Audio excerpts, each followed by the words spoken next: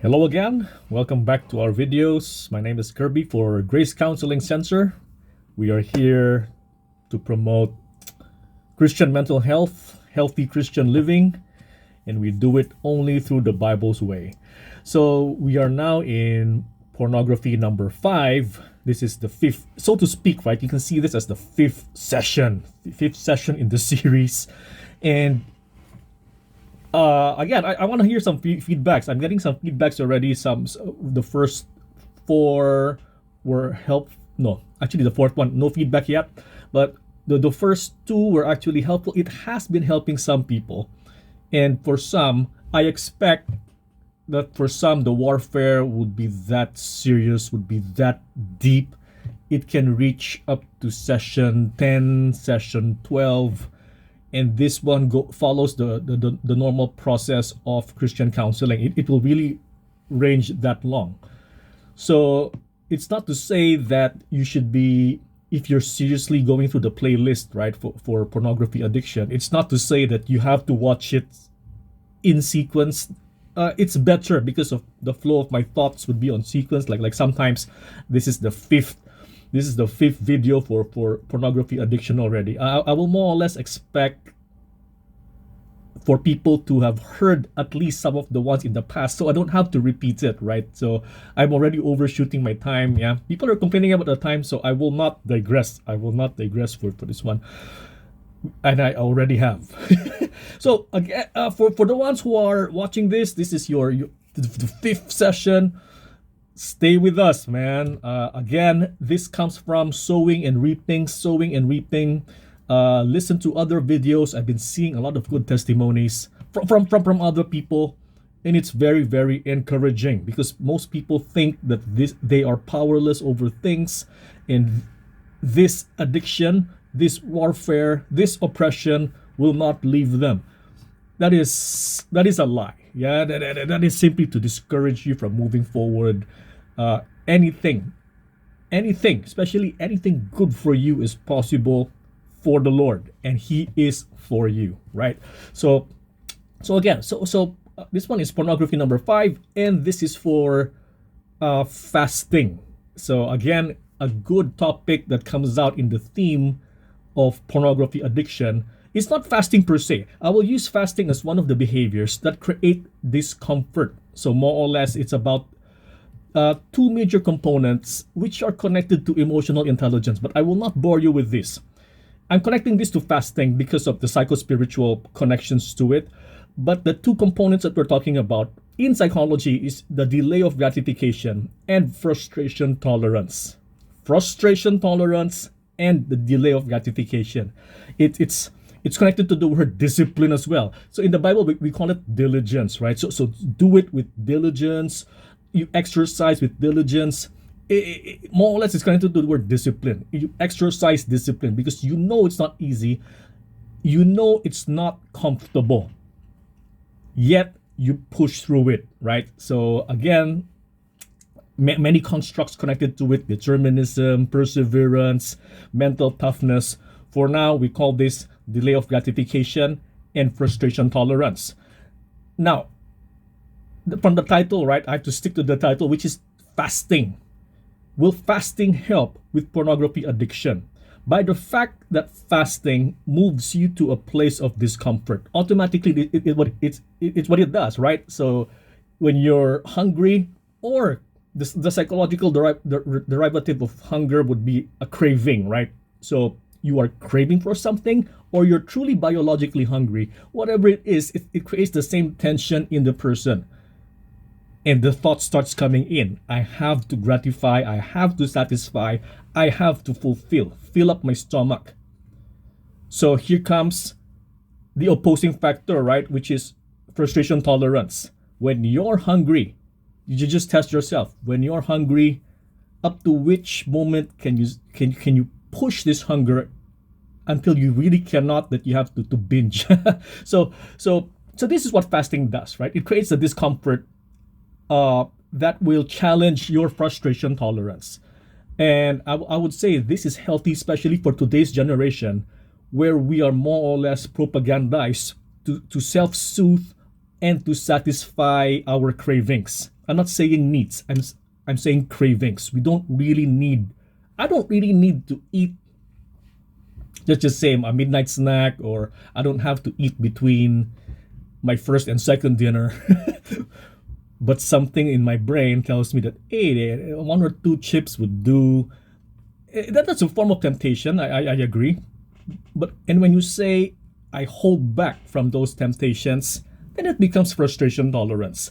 Now going back to this generation, everything becomes easy.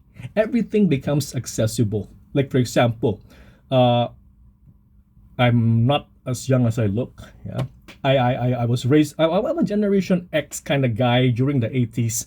And when you say Generation X, it's the generation where the appliances, the home appliances were invented. So it's normal for people my age to grow up without a microwave oven. There were no cup noodles then. You really have to sneak your way down the kitchen and switch on the stove, which is made of fire. So it's not electrical conductions. It's those days when I have memories when I was young and I'm hungry.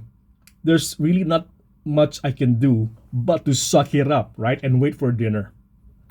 Nowadays, when I'm hungry, I can pop something up there and it's gonna be more or less food available for me. So what I'm saying here is nowadays self-soothing becomes very, very accessible. It becomes very easy. And nowadays our frustration tolerance goes down the drain. Right? When it's hot, switch on the air conditioner. When it's cold, for example, wear the jacket. So it's all about the balance of accommodation and assimilation, right? So once you start fasting, you more or less bring yourself to the 1980s or earlier training, where you can survive the tension of temptation, survive the pangs of hunger for a moment, and build up your frustration tolerance, or your ability to delay gratification. So especially nowadays, right? I still teach in uni, and when I deal with students, you can tell the difference between the students today from the students from 20 years ago and during my time, man. So during my time, there's really no room to complain. Nowadays, a little challenge can derail someone's assignment. It can derail someone's studies and stuff because they will have to self-soothe. So the generation for today. I'm bored, I have to be watching something, right? When I'm waiting, I have to be reading something. Again, those were the luxuries that we never had when we were younger. So again, there's wisdom in this one, and thank God for that one. Because what I can see here on the positive side is that there was more frustration tolerance in the 80s as compared to the 2020s. So what will fasting do? Fasting will bring you to a place of discomfort, but I'm here to say I need you to familiarize yourself with discomfort, not to make it comfortable, but to acclimate with discomfort and start telling yourself that, oh, it's okay to be like this for the moment. It's all right. There's nothing wrong. I don't have to soothe myself. So you can test it out with thirst. You can test it out with any form of fasting. But normally when you say fasting, it's for fasting for food, right? So you can try it with fasting with food, right? So I'm also citing this preacher which I watch. I think some of you may have watched Derek Prince in YouTube, and he was saying that this is where I got the idea that fasting creates a sense of humility, right? Because I was studying the Bible and I was saying that what's the function of fasting for today? I'm interested in the psycho-spiritual, the connection of spiritual behaviors to our earthly thinking. And it has a connection, and I agree with this. It keeps us humble. There you go. It keeps us humble. It reminds us that we are sin. It reminds us that we are nothing. It reminds us that we need Christ. So I believe I'm for fasting, and you can try it out when it comes to fighting your addictions, because addictions are nothing more but your cravings, and cravings have to be soothed. So now I'm showing you guys the Bible way for this one. is the verse, drum roll for this one, James 4:7. Resist the devil and he will flee. So you speak, of course, do check things out. Start speaking to, interviewing, asking around people who actually fasted. There are many different forms of fasting. Don't ask me about this one. But what I hear commonly from the ones who have practiced fasting or intermittent fasting is that the cravings will come, like the cravings to eat, the cravings to drink coffee, for example, and it will peak in 15 minutes. Once you can say no for 15 minutes, after the 15-minute mark, the cravings will start declining or plunging down. So it reminded me of this verse. You resist the devil, it will create a false notion of eternity. It will seem very, very long, but give it 15 minutes, only 15 minutes, and you would see the temptation disappear. So I'm not saying this in an easy pink cloud moment that it will just leave you alone forever. But at that point in time, the cravings will drop and you can carry on with what you're doing. So for example, for me, I'm practicing, I don't know what type of fasting you call this, but I'm avoiding heavy carbs during lunch. Why? Because I just noticed I'm incapable of functioning after lunchtime.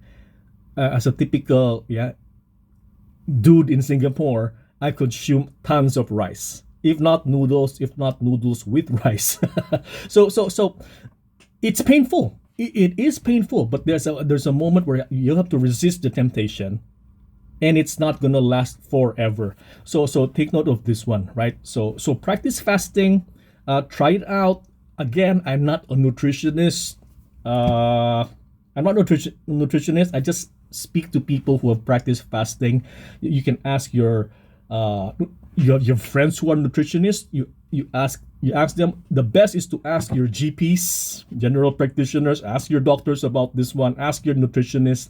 The good source of people to ask about fasting are your Malay friends, right? Because they're very, very versed with the practice of fasting. So sometimes I get tips from them, not on how to cheat, but how to properly fast and survive the pangs of hunger. I cannot say hunger. Again, I would say it's cravings, because we don't really need that much food. How is this connected to pornography? It will help with frustration tolerance. It will help you be acclimated with pain, not with discomfort, with tension and discomfort. Okay, let's set it this way. It will help you acclimate with tension and discomfort so that you won't be afraid of tension and discomfort. You won't find it threatening that you have to self-soothe immediately. And this will help you fight the temptations for any form of addiction. So again, as promised, right? I will slow down here. You can carry on and think about this, right? Without these addictions, if you can really, really survive and go through and conquer all these temptations, I mean, I will have more time for myself, more time to work, more time to play with my daughter and stuff. You can have your life back. So do let me know if it works. Try it out. Fasting for a week, fasting for 2 days or 3 days. I have to mention this. I got this idea because of self-reports from actual cases. So this one, I can, confidentiality issues and stuff. I'm not going to publish this as a paper. I have no time for that. I don't even have time to type in articles. So I do all these videos. I have a good number of clients who have overcome addictions, pornography addictions, through fasting and the building up of the frustration tolerance. So thank God for this provision. Thank God for this wisdom. It is still wise. It's from the Bible. They've practiced it, and the Lord gave us this one. He dispensed this one for a reason. There is a function for this one. So happy fasting, guys. I pray that we're going to do this all together, and I pray for more improvements in your life, in your habits, in the name of Jesus Christ. Bye-bye.